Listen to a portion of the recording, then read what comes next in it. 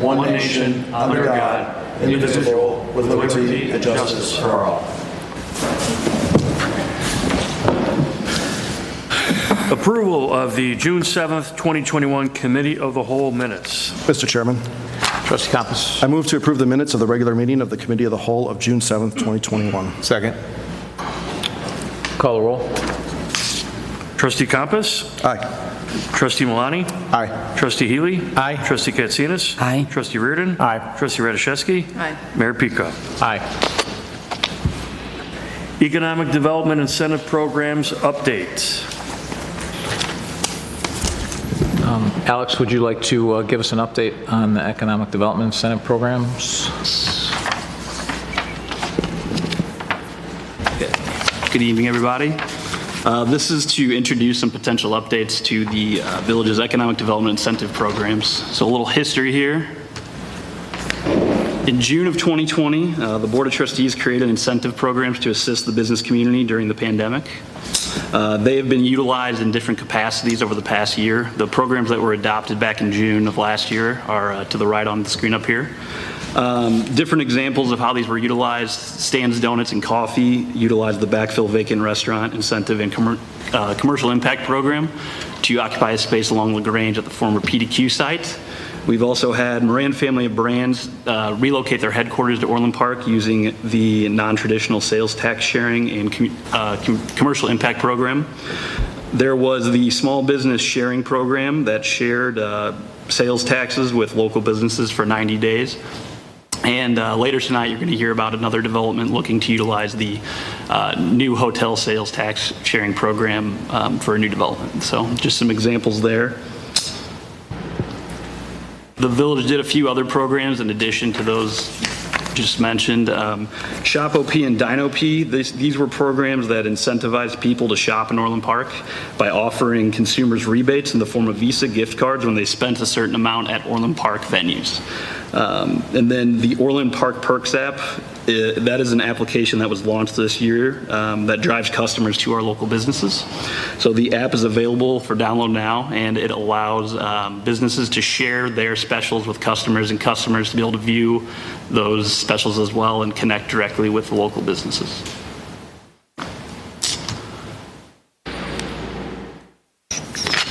So, at the request of Village leadership, we've put together some potential updates to the incentive programs.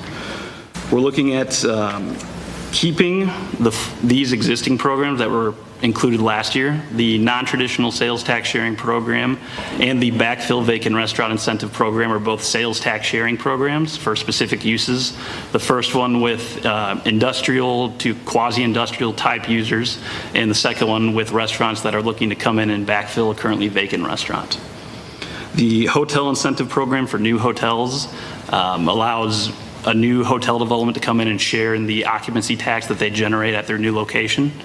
The commercial impact program reduces the fees that they have to pay to development services at the Village related to permits, water tap fees, and that they can make that payment at the point of occupancy instead of at the initial point of pulling that permit. And then the advanced manufacturing incentive program is a property tax exemption where the user that is either expanding or building new can receive a partial property tax reduction for the Village's portion of property tax. We've also drafted a couple of new programs that we're introducing. The first one is the Commercial Office Incentive Program. This is similar to the Advanced Manufacturing Program, and that is a similar property tax exemption. A commercial office that was looking to invest starting at and above $2 million can participate in the program and receive a reduction on the property tax they have to pay to the Village's portion. And then the Outdoor Dining Expansion Program is another program we've created. It allows for the sharing of sales tax above the increment for that restaurant, which is the average of the last 3 years for them. And then it also includes 100% permit fee waiver for the fees that they have to pay to development services, as well as some relaxed parking space requirements depending on the situation. So that is the brief overview of those programs, and we're happy to answer any questions or take your feedback. Mr. Chairman. Trustee Malani. Just a quick question. The outdoor dining expansion idea, does that include what we've been doing with the tents during COVID, or is this going to be more permanent outdoor seating? I believe the intent's for permanent. Correct. The intent is for permanent, because obviously the solution of continually getting tents every year for your parking lot is not probably the preferred solution, the preferred long-term solution, because it's been well received, I think. Right. And I think the restaurants are seeing that it's been well received, is to give them the opportunity to expand and make it permanent. Sure. So that we don't have to go through that every year with the tents and all of that. I think that's the intent.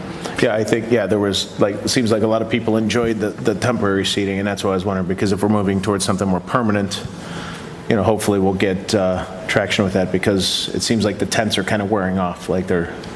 People are wanting to go back in the restaurants now, so. Okay, thank you. Mr. Chairman? Trustee Healy? Alex, we left, from that original incentive list, we left off the sales tax sharing for small businesses. Was that effective or used? And now it looks like we're just leaving it with the dining for that. So that was specifically for, I believe, a 90-day period, right at the beginning when these incentives were introduced, to where local businesses were able to, for 90 days, share in the sales taxes they were generating. It was meant to be more of a boost to local businesses during that difficult time versus something that would continue on and on and on. So more of a boost to give them some cash at a time when they really needed it. I know we've heard from a lot of businesses saying how helpful it was. I know we had a business retention expansion meeting not too long ago where the business mentioned that they used those funds to invest in their marketing when they had originally cut back on that, and it helped them even grow their sales during that difficult time. So just an example of one way it was utilized by a local business. So it's more of an emergency basis type of thing. I believe that was the intent. Okay, thanks. Mr. Chairman? Trustee Radiszewski? How long is the program for the commercial office, the tax program? It can be for up to 10 years and up to 50% of the village's portion property tax cut. And is that the same for manufacturing? Yeah, pretty much every deal that involves either property tax cut or sales tax sharing can go up to 10 years. Okay, thank you. And for the office incentive, we've also reached out to District 230, District 135, and the Fire District for that as well, because obviously our property taxes are less than 7% of the overall property tax, so the real, where the real dollars for a business are from the two school districts and the Fire District, which make up almost 80% in total. It's from all of the board members I've spoken to, it's been fairly well received because they recognize that nothing from nothing is nothing, and in this case they'd be getting 50% of something. So anything we can do to bring those businesses in and good jobs in is pretty important. So we will continue to have conversations with them and look to have intergovernmental agreements, as opposed to Von Maur, where we did a separate agreement. Everybody signed it for Von Maur alone, and everyone passed the same agreement. We'll look to have some agreement between the village and each of those taxing bodies so that we can just offer it and put it in place without having to go to each separate board for approval. Mr. Mayor. Trustee Reardon. Yeah, I'm very much in favor of this. I think it's great. I want to be aggressive as possible. That's my position on getting business in here. Do you guys do any type of, I don't know, study or comparison to what other villages and things are doing? Is this on par? Are we being, in my mind, I'm trying to get, are we being about the same as everybody else? Are we being more aggressive in terms of our efforts? Because more just curiosity. Sure. I think there's a pretty broad range out there. I mean, in my past experience, a lot of communities, to incentivize, have to provide capital up front with capital stack, and that's something we've always been able to avoid thus far. So I don't know that I've seen a ton of communities being as proactive as we've been during COVID, but it's been well received, and we've seen some great projects come along through it. How do we advertise this? I mean, I saw this sitting on my... Yeah. So, sorry, this brochure is just a draft that we've put together. Thanks to Nabia and her team, wherever she is, for helping us put this together, just to give you an example of what we can have. But what's worked is we've previously built buildop.org, which is a website that development community can come to and look at, and we have a page on there. So once these are formally adopted, we'll update that page. And a lot of it turns into individual interactions with developers or at different functions as well. So Great. And developers tend to ask whenever they reach out to us what's available to them, and so we point out what's available to them. I would say that we're pretty aggressive overall relative to most, although some of these programs mirror individual programs that other towns are doing that have been successful, but most towns aren't doing all of this, I think is fair to say. Mr. Chairman, I have another question. Sorry, Alex. So you were saying that some of those tax incentives, businesses are using it for marketing purposes, and I know that we have that Build Orland Park app.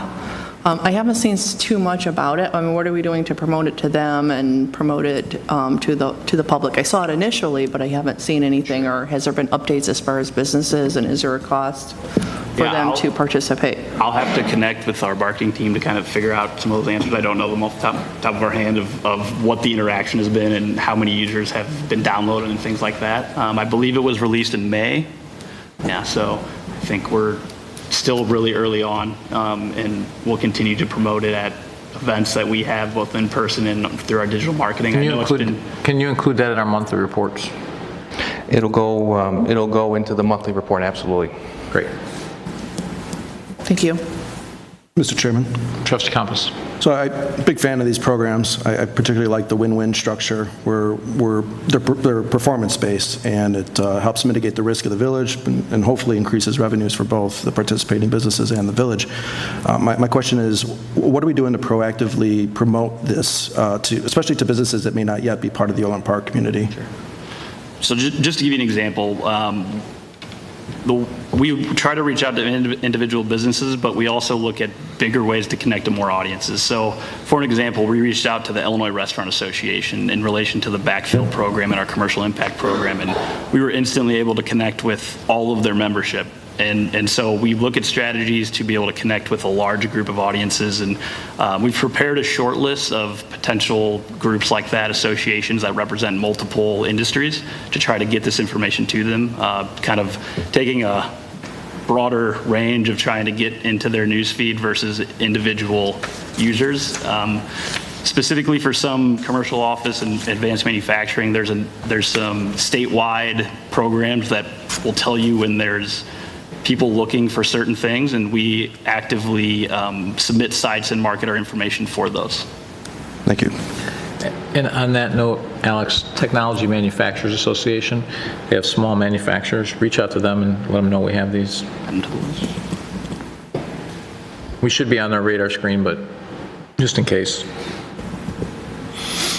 And there's only one of their active members currently that are in Orland Park, so.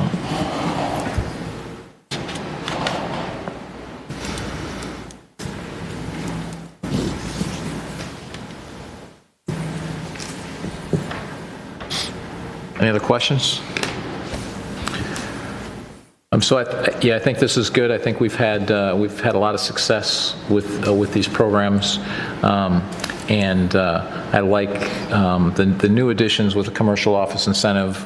Obviously, we would like to always do performance-based, but with commercial offices, they don't generate sales tax. So we needed to think outside the box, and we used Von Mauer. And Von Mauer obviously had some sales tax, but it also had this as well because we had to bridge the gap, and that's why we're reaching out to the other organizations. And the outdoor dining has been so well received. I think we should try and make it permanent rather than do a temporary annual solution. And this will give them the opportunity to.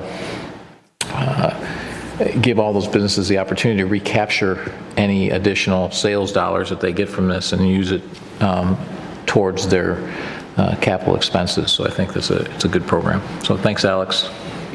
Thank you. Next. Hampton Inn Inducement Agreement. Mr. Chairman. Trustee Compass. I move to recommend to the Village Board approval of a transient occupancy tax and sales tax sharing inducement agreement with Wrigley Hospitality Incorporated as outlined above, pending final approval of all village planning, zoning, and building requirements. Second. Are there any questions or comments? Could you give us a brief background on what this is? Yeah, absolutely. So we have Jay Patel in the audience with the development to speak or answer any direct questions that I can't, or you want to ask him directly. But Basically, the developer is planning to build a 5-story, 158-room, 85,000 square foot Hampton Inn hotel on 3.88 acres at 16160 to 16168 LaGrange Road. That's near the, behind the Rock Bottom Brewery and Restaurant. They've requested to utilize the hotel incentive program for new hotels, the commercial impact program, and has also requested a sales tax sharing incentive in that inducement agreement. This is the summary of the proposed terms. It's estimated to be a $15 million project. And then you have the 40% sharing of the village's portion of the occupancy tax, 50% sharing of sales tax, and the 10-year term is consistent with what we've done with other previous deals using other similar programs. The commercial impact program is that 25% reduction on permanent water tap fees where they don't have to pay it until the point of occupancy. We estimated that would be about $58,000 for this project. And then included in the agreement is that the max return to the developer is going to be a max of 25% of the certified project costs, which we gather after the development, or up to a maximum of $3.75 million, whichever comes first.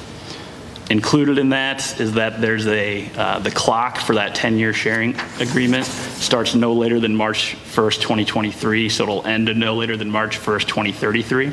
So that's an incentive within the incentive for the project to be open by then, so that they can capture the full 10-year period.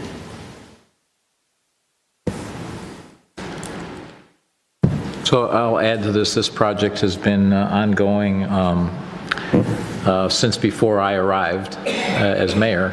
So a little over, almost 5 years ago, this project started. It was approved once, at least at the Planning Commission level, and then it was modified, and then it was changed again to the Hampton Inn. It's good to see the project is still ongoing. I think it's needed. Obviously it's downsides from what it originally was, but this particular project has been approved already. So it's already been approved by the board.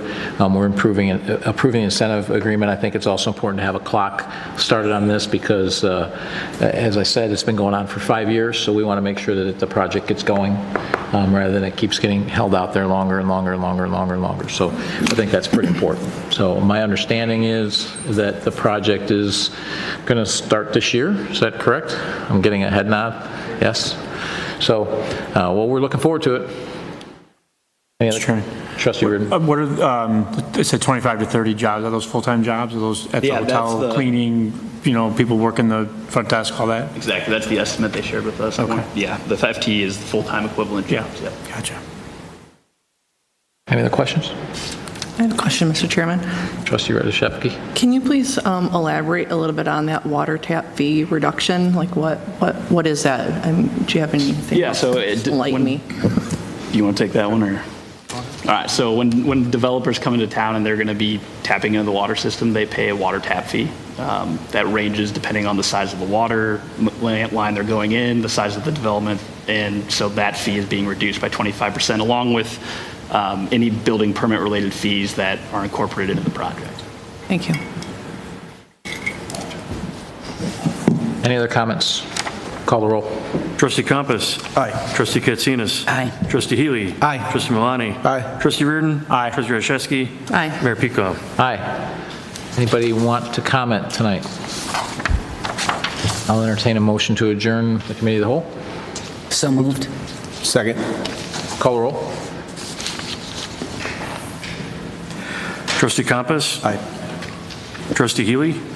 Aye. Trustee Katsinas. Aye. Trustee Milani. Aye. Trustee Reardon. Aye. Trustee Radiszewski. Aye. Mayor Pico. Aye. Adjourned. I'll see you at 7.